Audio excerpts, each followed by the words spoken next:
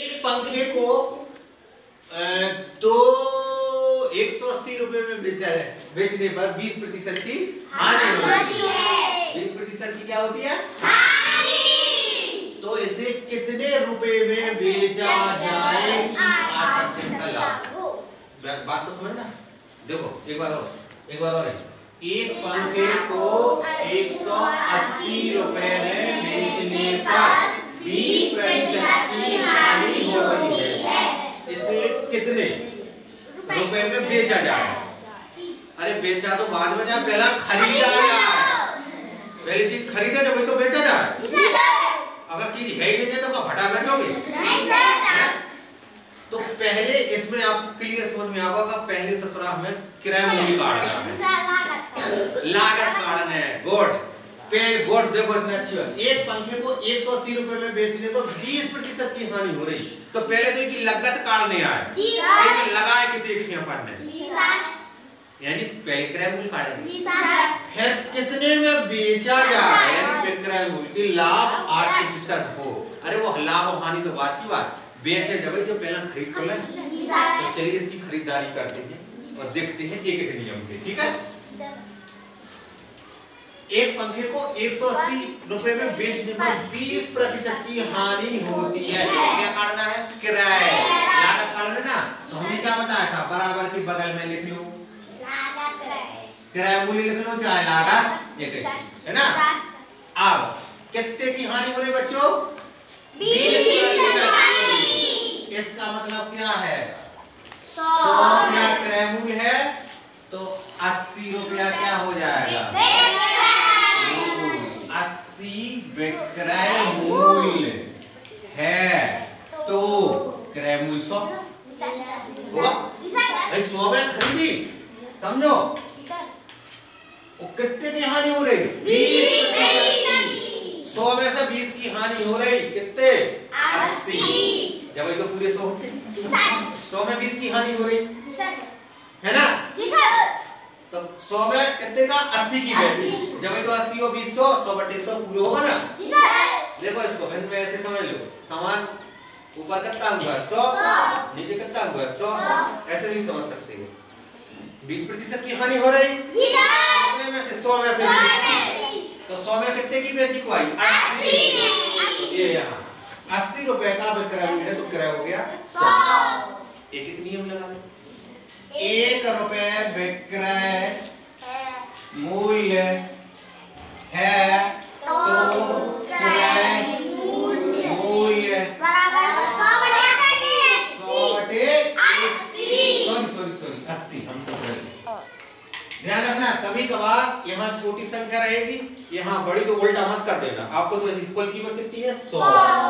कुल वस्तुओं की संख्या मान लो ऐसे ही तो कर देंगे, उसके नीचे लिखेंगे। चाहे देर कम हो ज्यादा हो उसका मतलब नहीं, एक एक नियम का फॉलो करना पड़ेगा। तो ये अपना कितने का निकला? 1 का।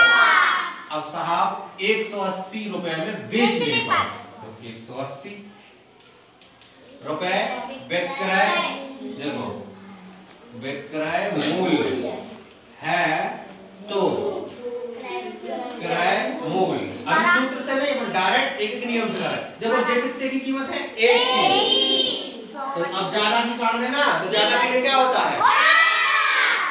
100 बटा 80 और 0 से 0 चला गया। ठीक है। 2 पंचा 10, 2 चक्का 8, 4 एकम 4, 16, कितना बचा? 2, 4 पंचा 20, 45 गुणे 5, कितना हुआ? 50, 25 और 2 22। ये क्या पड़ा अपना? लागत यानी किराया मूल्य। आ गया ना? अभी सवाल पूरा नहीं हुआ। अभी तो अपन ने किराया जैसे अपनी हमें खरीदारी है भाई, अभी बेचना है। कितने में बेचा जाए? देखो कितने में बेचा जाए, कितने प्रतिशत का लाभ हो जाए। अब क्या करना है? विक्रय। तो हमने कहा कि बराबर को निशान लगा लो, बगल में क्या लिख लो? विक्रय मूल्य। विक्रय मूल्य कर देना। तो कितने को लाभ जाना है? 8% को, यानी 8 यानी 100 पे कितने का 8 यानी 108 है ना? है ना? 108 में बेचा तो किराया मूल्य 100 हो जाएगा। 100 रुपए किराया मूल्य है तो विक्रय मूल्य 108 सेटिंग बैठा लो, ठीक है ना? विक्रय मूल्य क्यों लिखा पहले? क्योंकि हमें विक्रय मूल्य निकालना है। 108 विक्रय है, 100 में खरीदे, 108 में बेचे, जब तो 8% का लाभ होती है। तो अब ये क्लियर हो गया? ये जब तक आपका परसेंटेज यानी प्रतिशत क्लियर नहीं होगा तब तक आप नहीं बैठा पाओगे। अब यही रहेगा कि 8 लिखें, 108 लिखें, भाई 8 को लाभ हो रहा, सीधी सी बात है। 108 में बेचे, जब तो 8 में 100 तो हमारी लागत है, 100 क्रय हो गया तो विक्रय 108 जब जाके 8% का लाभ होगा। अब फिर एक नियम, 1 रुपया क्रय मूल्य है तो विक्रय मूल्य बराबर 108/100, ठीक है ना? रुपए लिख दो यहाँ, ठीक है, कोई दिक्कत नहीं। अब क्रय मूल्य कितना आया था? 225, ठीक है ना? कितना आया था? 225। एक का निकला, 225 का निकालेंगे तो सीधा गुणा हो जाएगा, ठीक? 225 रुपए किराए मूल्य है तो विक्रय मूल्य बराबर, देखो जी कितना का है? एक का है ना? 108/100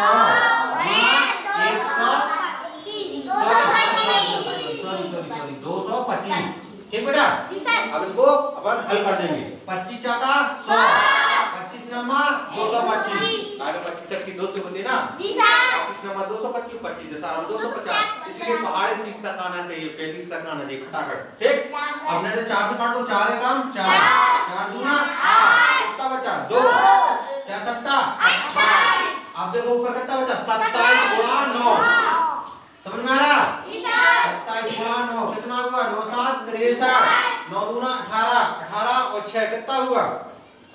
24, 243 रुपए आ गया। सही है अपना? 9 7 63 हासिल का 6, 9 दूनी 18 और 6 24, यानी इसका विक्रय मूल्य कितना आ गया? 243 रुपए। समझ में आ गया ना? एक चीज आपको ऐसे समझना है, इसमें डबल परसेंटेज दी है। एक जगह हानि हो रही है तो भाई तो उसको लाभ कराना है, भाई घाटा खा चुका है उसको फायदा मिला, तो इस तरीके के सवाल है। तो जहाँ घाटा हो रहा है तो पहले ये काट लो कि ससुरा खरीदा कितने में, पहले से काट लो, घाटा हो रहा तो खरीदे कितने में है। अब ससुरे को लाभ दिलाना है तो फिर बेच दो, तो पहले खरीद लो ना। तो ऐसी स्थिति में पहले में जब बेच जब ही पाओगे जब खरीद लो, तो पहले तो खरीदारी कर लो ना, जब तो लाभ कमा पे हो।